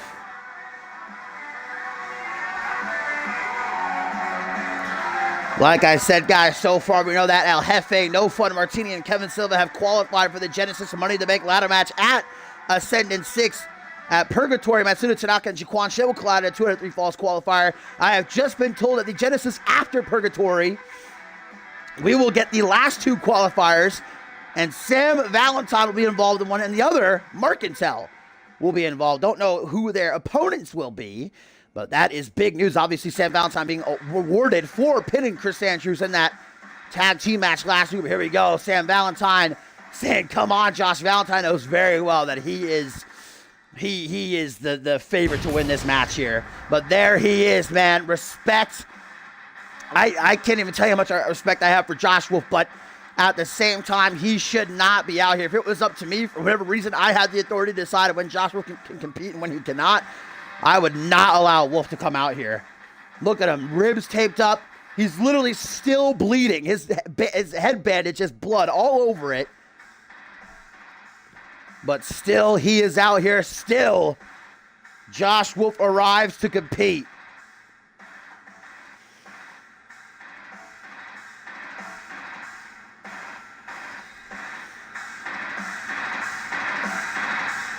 The Genesis roster and even some of the CMV universe have been in an uproar ever since the main event of Ascendant 6 was confirmed. A lot of people questioning the authority of Castle Fate, her decisions. A lot of people questioning whether Josh Wolf deserves this opportunity or not, saying that he should not be in the main event of Ascendance. Opportunity after opportunity has passed him by, but he has never had a one-on-one shot at the World Championship, and he is one of the very few men to hold a non-title clean win over Britt this season. Is Josh Wolf ready, though? And just look at him, man. It looks like a goddamn mummy. Well, the bell rings. This matchup is going to get underway, and Josh Wolf right out of the gate might be beaten down, might be bloody, but Josh Wolf, not one to quit, not one to know the meaning of the word die. Sam Valentine, however, is perfectly fresh and immediately takes Josh Wolf outside of the ring. With a stiff clothesline, the dream goes to collect him. Sam Valentine, we always talk about the Mount Rushmore of superstars in CMV who have never held a world title. They got Jacob Ziegler, Andrew Briggs, Pierre Thompson, John Reed. I think that if you had to list 4 more, there would be Sam Valentine on there. 2.5 years he's been in CMV. Had multiple shots at the World Championship, but never able to get the job done. Never able to win that big one. And perhaps with this Money in the Bank qualifier in 2 weeks, you know what Money in the Bank gives you. That contract to cash in anytime, anywhere for a World Championship opportunity. Only one time ever has a cash-in failed in CMV. Well, one time for a male superstar, Nick Blake, and also Sophia Caldwell over on Ferocity cashed in once and it failed. But 9 times out of 10, a cash-in is successful. We just saw earlier this season, Chris Diamond cash in on Paul Devine to win the world title. That was at Emergence. Well, I can tell you right now, Sam Valentine, I don't know that I would put El Jefe on that list. I like El Jefe, but I think my second and four would be Sam Valentine. I put Mercantile up there. Who else? No, I'd have to think about it. I know those 2 right off the bat. I don't know who I'd put the other 2 up there with them, though. There's a lot. There's a lot in CMV who deserve those opportunities, but for whatever reason, they've always passed them by or they've never gotten them in the first place. Look at Jacob Ziegler, who's going to be headlining Ascendance, getting his first ever one-on-one championship opportunity in his 2.5-year career in CMV against Harvey Hastings. That's amazing, and definitely Jacob Ziegler earned it a long time ago. Josh Wolf right now, though, trying to stay alive the best that he can. Again, I have to reiterate, he just looks like a goddamn mummy. Ribs taped up, the head taped up, literally bleeding through the bandaging. Josh Wolf, the inaugural and 2-time Rising Star champion. There's going to be butterflies when he walks into Wembley Stadium. I think even for the Bloody Brit, there's going to be butterflies. You know, he main evented last year's Ascendance 5, but you know, he's going to be in his home country. He's going to be defending the World Championship. Last year, he was challenging for it. Nice fireman's carry, neckbreaker attempt into the pin. Not enough to keep down Josh Wolf, however. Wolf with a nice arm drag. Charges, float over DDT right on the top of the noggin Josh Wolf, man, even when he's at 50%, even when he's at 25%, he's still better than a lot of other guys on the CMV roster. And here in Genesis, still has more to bring to the table. Still, that never say die attitude. Elbow to gut, and again, Sam Valentine breaks himself free up the side headlock now, and Irish Whip in the corner coming from behind. This is not where Josh Wolf wants to be as Sam puts him up high. High rent district. Big move. Coming Wolf's way. Oh, back suplex. And even for the brain, who I'm sure is watching this backstage, he and Josh Wolf have a working relationship. They're not best friends, but they do have respect for each other. They'll be tag team partners at Purgatory. They'll be opponents at Ascendance 5. Even Britt, I think, has to be cringing as he watches this from the back. And Britt is a man. Ooh, nice knee right there. Josh, you see, he desperately flails into the pin.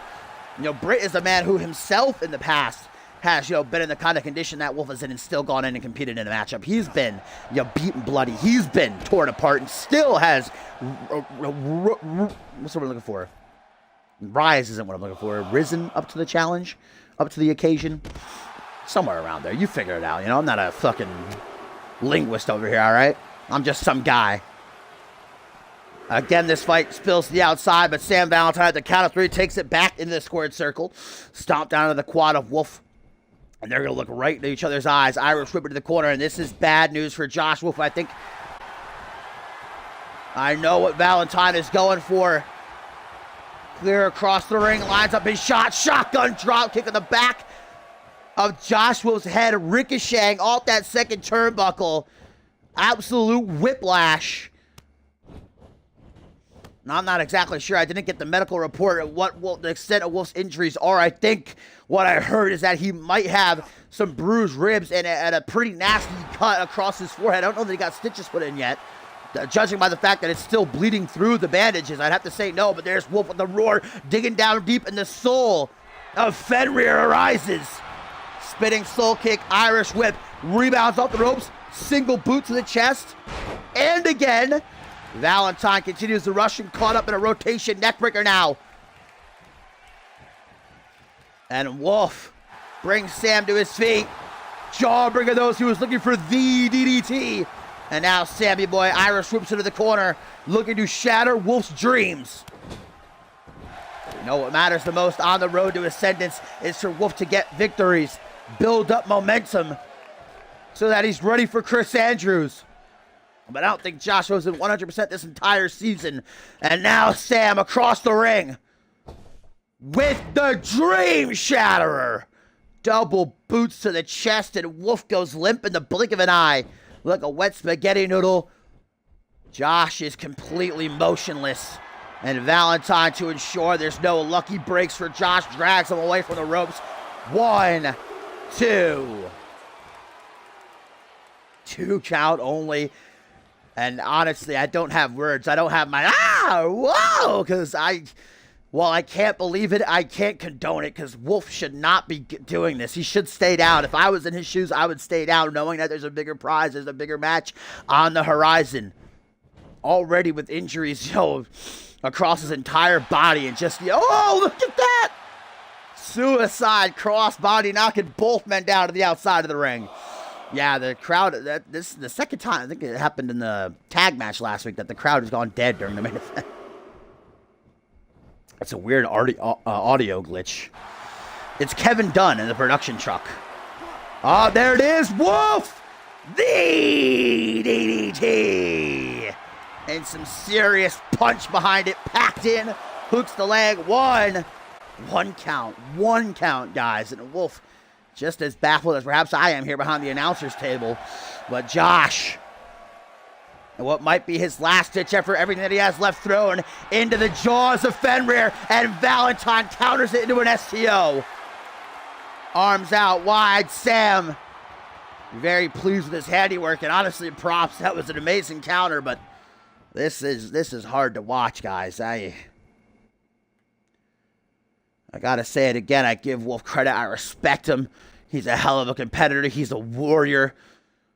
But at the same time, he's not smart enough to know. No, gotcha. Neutralizer now by Valentine. And again, mocking the CMV universe. The fans that he knows are behind Josh Wolf 110%. Maybe there's the odd hater out who are agreeing with the likes of Reese Ortiz and Xander Slade and Kevin Silva that Josh does not deserve to be in the main event, that Casa Fate made a mistake.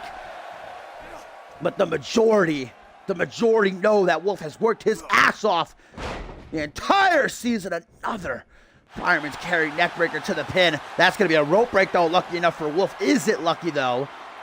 Valentine for a third time with his arms out. What a main event. This has been on a show that has had some great matchups. Brody Halleck and Mark Cattell putting out a banger. What a World Tag Team title match when the ATL challenged the Good Brothers in that elimination match. Unfortunately, we didn't get to see that co-main event, though. Dallas Steel, Adam Scott could have been a really good match, but instead Reese Ortiz with a steel chair assaulted his husband, and Valentine feeling very confident, taunts right in the face of Josh Wolf, and that might be his downfall. Cutthroat slam. We've seen a lot of those tonight. Into the pin. 1, 2, tries to steal it, but only a 2 count. Punch in the midsection. Sammy Boy. The dream with a rake of the eyes. No! Low blow! Call for the bell, Percy! What the hell? Or Perry, I should say. Well, Wolf apparently has got a cup, and he was prepared for that. He knows the shenanigans that Valentine likes to pull. That should have been a DQ, though, even if Wolf is wearing a cup. I think every wrestler should wear a cup preemptively, honestly. Referee Perry White very lenient with the rules here. That was just a blatant low bro. Low bro. Yo, bro, I'm going low. Well, look at Josh Wolf now with a power bomb.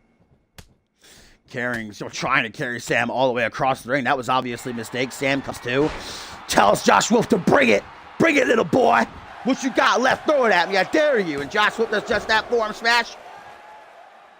2 count, hands on his hips, huffing and puffing, drenched in sweat and blood. Josh Wolf looks like he just got picked up off the side of the road. Sam is doing a lot of taunting tonight. He's very confident with good reason. The upper hand even heading into this matchup, but now he's going to cost himself. Josh Wolf with mounted punches, and there goes Sam now bleeding. And Wolf's not done. Like you said, he was out for blood tonight.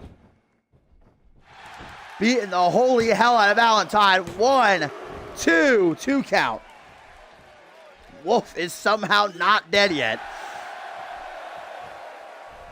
Large part of this matchup, Valentine has controlled, but Josh Wolf does not stay down for long. Tying up the arms for another cutthroat slam. $1 Million Dream Slam, the Colossus, many names it goes by. Blood for blood, indeed. It was Harvey Hastings earlier tonight who, with the World Championship in tow, again and again, bashed it off the flesh of Josh Wolf, busted him open.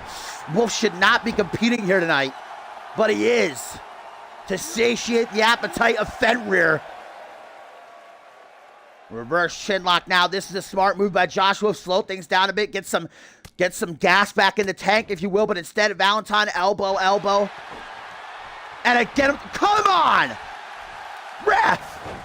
This is ridiculous. Another rake of the eyes and another low blow. And referee Perry White has got to be in on it at this point. There's no way that White can be this lenient. 2 blatant low blows. Gave Josh Wolf too much time, though. Should have capitalized off of it. If you're going to be a dirty heel, at least be a dirty heel the right way. Oh, what? Sam Valentine with some impressive power. Not only a military press, that alone would be incredible, but also press-ups in the military press. Oh, no. Curb stop. Straight to hell. Sam Valentine is looking to send Josh Wolf, blood seeping out of the bandages again. The cut's been reopened, and that's going to be the 3. Honestly, no words to describe what we just saw. Josh Wolf shouldn't have been out here in the first place. He should not have been fighting, especially against an opponent the caliber of Sam Valentine. This is computer versus computer, Daddy. Oh, kick you.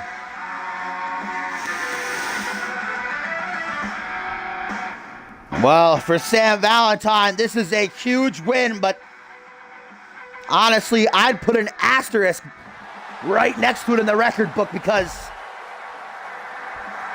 Josh Wolf, the doctor, should be held liable. They should not have let Wolf come out here. Cass shouldn't have let Wolf come out here. Well, Sam Valentine is certainly proud of himself. And why wouldn't he be? He just beat one half of the Ascendant 6 main event. He just beat the #1 contender for the Alpha World Championship. And I can't wait to hear the tweets from Reese Ortiz and Xander Slade and Kevin Silva saying that this is just another reason why Wolf should not be in the main event. But to me, this match shouldn't even have happened. Genesis is ending on a sour note for me.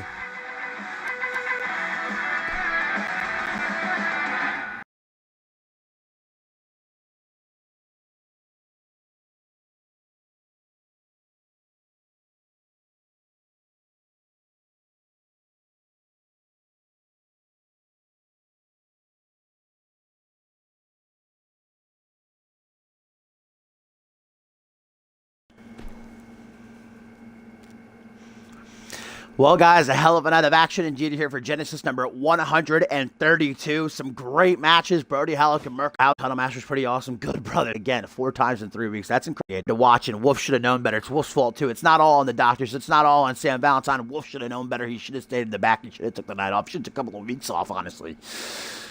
But the show comes to an end, and thank you for watching. As always, if you like what you saw and you want to see more, make sure you do join our website, cmvwrestling.com. !join in the chat will give you a link. If you are interested in having your call featured on the show, you are on Xbox One, you are more than welcome. Make sure you do drop a follow as well so you can get notifications for when I go live. Twitter, Discord will give you links to all of our social media in the chat. And it is Saturday, so I will see you guys on Monday for Fusion. And don't forget, next Friday for Genesis is the 500th episode of CMV. It is going to be a big card featuring superstars from Fusion, NGW, and, of course, Genesis and Purgatory that Sunday as well, July the 15th, the last stop before Ascendant 6, which is now just 5 weeks away. Do you see that bamboo? Ain't nothing like bamboo. Bless up. That's going to be the words we close on tonight, guys. Thank you for watching, and I will see you when I see you. Bless for all the hosts, by the way, in the raid there.